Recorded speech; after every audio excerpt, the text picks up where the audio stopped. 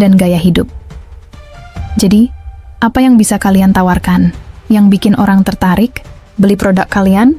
Misalnya, kalian bisa menawarkan produk yang lebih sehat, lebih praktis, lebih ramah lingkungan, atau bahkan lebih autentik dengan sentuhan lokal yang kental. Dengan begitu, pelanggan nggak cuma beli produk kalian, tapi mereka juga beli nilai yang kalian tawarkan. Untuk hal ini, kalian bisa manfaatin platform digital yang sudah ada, seperti Instagram, TikTok, dan Facebook. Jadi, jangan cuma upload foto produk tanpa cerita. Ceritakan kenapa produk kalian istimewa. Langkah ketiga, pemasaran digital dan distribusi. Sekarang ini, kalau kalian belum mengerti gimana caranya produk bisa sampai ke pelanggan secara digital, selamat datang di zaman batu. Jangan kaget kalau bisnis kalian cuma berjalan di tempat. Pemasaran digital itu bukan cuma soal posting yang keren-keren, tapi lebih dari itu. Di era sekarang, kalian butuh sistem distribusi yang efisien dan pemasaran yang tepat sasaran. Pemasaran di sini nggak hanya soal membuat ads di Google atau Facebook, tapi juga membuat kehadiran digital yang kuat. Di Instagram atau TikTok, kalian bisa main dengan influencer mikro yang punya audiens yang lebih terfokus dan loyal. Kalau kalian punya budget lebih, kalian bisa kerjasama dengan influencer besar. Tapi ingat, konten harus tetap relatable, jangan sampai malah kelihatan dipaksakan. Untuk distribusi, kalian nggak harus punya gudang besar. Kalian bisa mulai dengan sistem pre-order untuk menghindari kerugian dan mengelola stok dengan lebih baik. Kalian juga bisa pakai platform e-commerce seperti Tokopedia, Bukalapak, atau Shopee. Ini semua bisa mempermudah kalian untuk menjangkau pasar yang lebih luas tanpa perlu punya infrastruktur yang besar. Langkah keempat, teknologi kemasan dan pengiriman. Sekarang ini, teknologi pengemasan bisa jadi game changer. Kalian nggak perlu punya mesin pengemas yang mahal. Banyak jasa yang menawarkan kemasan food grade yang terjangkau dan efektif. Jangan lupa, kemasan adalah wajah dari produk kalian. Coba bayangin, kalau kalian beli makanan dari restoran online dan kemasannya beleberan, rusak, atau nggak rapih, apakah kalian bakal beli lagi? Pastinya enggak. Kemasannya harus ramah konsumen, praktis, dan tetap menjaga kualitas produk. Untuk pengiriman, kalau kalian masih pakai kurir yang itu-itu aja, sudah saatnya beralih ke jasa pengiriman yang lebih reliable. Banyak perusahaan logistik sekarang yang menawarkan layanan khusus untuk produk makanan dengan suhu tertentu, seperti frozen food atau produk segar. Langkah kelima, modal dan perhitungan finansial. Bicara soal modal, kita nggak mau bikin kalian bimbang dan takut. Modal yang dibutuhkan untuk bisnis ini sebenarnya nggak terlalu besar kok. Pertama, kalian butuh modal untuk produksi awal. Tergantung jenis produk, tapi biasanya kalian cuma butuh untuk bahan baku, peralatan dasar, dan pengemasan. Kedua, kalian butuh modal untuk pemasaran digital. Ini bisa mulai dari budget kecil dulu, tapi penting untuk bisa terukur. Satu hal yang perlu kalian ingat, investasi pemasaran digital itu bukan biaya, tapi pengeluaran yang menghasilkan. Ketiga, kalian butuh modal untuk distribusi. Pakai sistem pre-order bisa sangat membantu, karena kalian nggak perlu memproduksi banyak barang sebelum ada yang pesan. Kalau produk kalian cukup unik dan punya branding yang kuat, biasanya produk akan laku dengan cepat. Pastikan juga untuk punya cadangan kas buat keperluan darurat, seperti kerusakan kemasan atau pengiriman yang terlambat. Berapa estimasi waktu untuk mulai untung? Biasanya, kalau kalian bisa memulai dengan modal kecil dan bisa menjaga brand image serta jangkauan pasar, kalian bisa mulai break even dalam waktu 3 hingga 5 bulan. Yang penting, jangan langsung mikir untuk beli mobil mewah atau liburan, kembali pas untung pertama datang. Fokus pada reinvestasi bisnis. Itu yang bakal bikin bisnis kalian naik kelas. Langkah ke-6, fokus pada pengalaman pelanggan. Jangan cuma jual produk, tapi jual pengalaman. Dalam bisnis makanan siap saji, feedback pelanggan itu penting banget. Jadi, pastikan kalian punya sistem yang memudahkan pelanggan untuk memberi review atau saran. Kalian juga bisa bangun sistem loyalitas pelanggan. Misalnya, kalian bisa bikin sistem membership untuk pelanggan yang sering beli. Atau kasih diskon buat mereka yang share produk kalian di media sosial. Dengan cara itu, kalian nggak hanya jualan sekali, tapi bisa membangun customer base yang loyal. Nah, itu dia beberapa langkah yang bisa langsung kalian aplikasikan untuk mulai meraih sukses di bisnis makanan siap saji yang masih sepi pemainnya ini. Jadi, ingat ya, jangan tunggu lebih lama lagi, mulai aja dulu. Peluangnya besar, dan kalau kalian datang duluan, pasti kalian bisa jadi pemain utama. Di Darbe Nusantara, kita nggak cuman ngomongin teori, kita bikin aksi.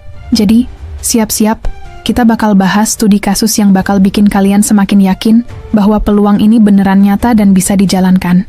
Jangan kemana-mana dulu ya. Sekarang, mari kita lihat contoh nyata tentang bagaimana konsep-konsep tadi bisa langsung diterapkan oleh pengusaha pemula dan UMKM yang akhirnya bisa mengepakkan sayapnya dan jadi sukses besar. Salah satu studi, kasus yang paling menarik datang dari sebuah bisnis makanan yang dimulai dengan modal terbatas. Bahkan dari dapur rumah, bisnis ini berkembang pesat berkat penerapan strategi yang tepat, terutama dalam hal pemasaran digital dan branding yang kuat. Contoh kasus, Bakso Pedas 99. Dari dapur rumah ke layanan antar makanan online. Dulu, mereka hanya menjual bakso pedas secara kecil-kecilan di pasar lokal. Semua orang tahu bakso mereka enak, tapi mereka punya masalah besar. Bagaimana caranya supaya lebih banyak orang tahu tentang bakso mereka yang terkenal pedas itu? Awalnya, mereka cuma mengandalkan penjualan langsung ke pelanggan di pasar lokal. Namun, omset yang mereka peroleh masih terbatas. Nah, di sini, salah satu keputusan paling penting mereka adalah membawa bisnis mereka ke dunia digital. Mereka mulai menggunakan Instagram dan Facebook sebagai platform pemasaran utama. Langkah pertama mereka adalah branding. Dengan menggunakan strategi pemasaran visual yang menarik, mereka membuat akun Instagram yang penuh dengan foto-foto produk yang menggugah selera. Mereka nggak cuma post foto bakso biasa, tetapi mereka juga menceritakan kisah di balik bakso pedas yang mereka jual. Misalnya, mereka memanfaatkan testimonial dari pelanggan yang sudah merasakan sensasi pedasnya. Mereka juga mulai memberikan diskon khusus bagi pelanggan yang men-tag teman-temannya di media sosial. Sistem ini terbukti efektif karena orang cenderung lebih percaya pada rekomendasi teman daripada sekadar iklan. Ini adalah langkah yang tepat dalam memperluas jaringan pelanggan. Langkah kedua adalah distribusi yang lebih efisien. Awalnya, mereka hanya melayani pembelian di toko fisik.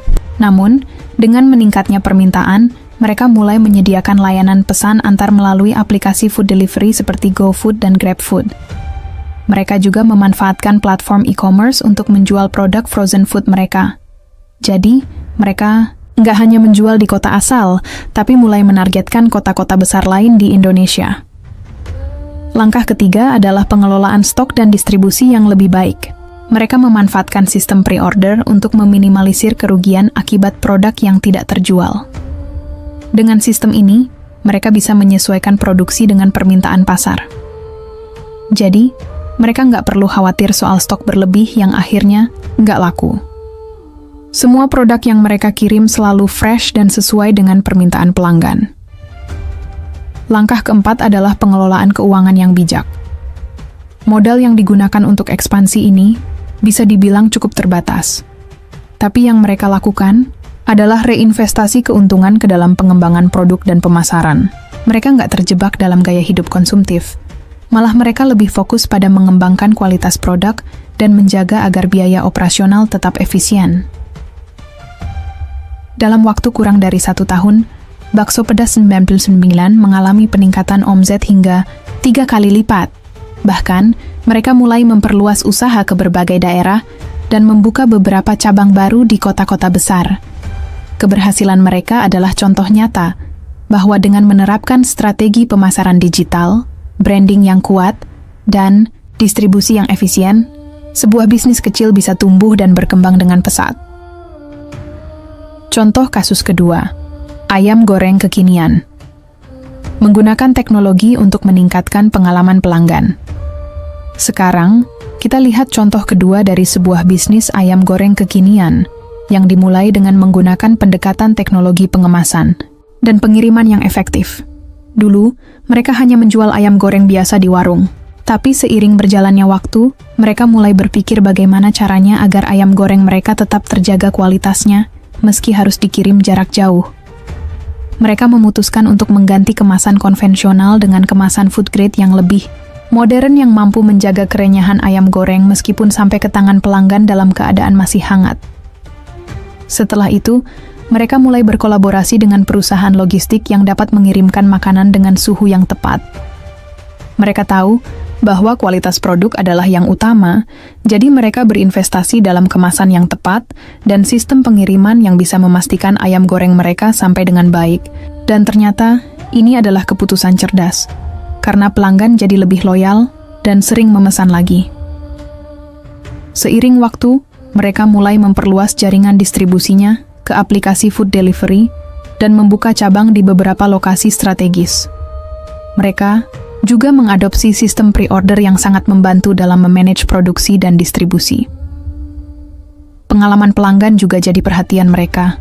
Mereka menciptakan sistem loyalitas dengan memberikan poin kepada pelanggan yang sering membeli, yang bisa ditukar dengan produk gratis atau diskon. Dengan cara ini, mereka berhasil membangun komunitas pelanggan setia yang sangat berharga.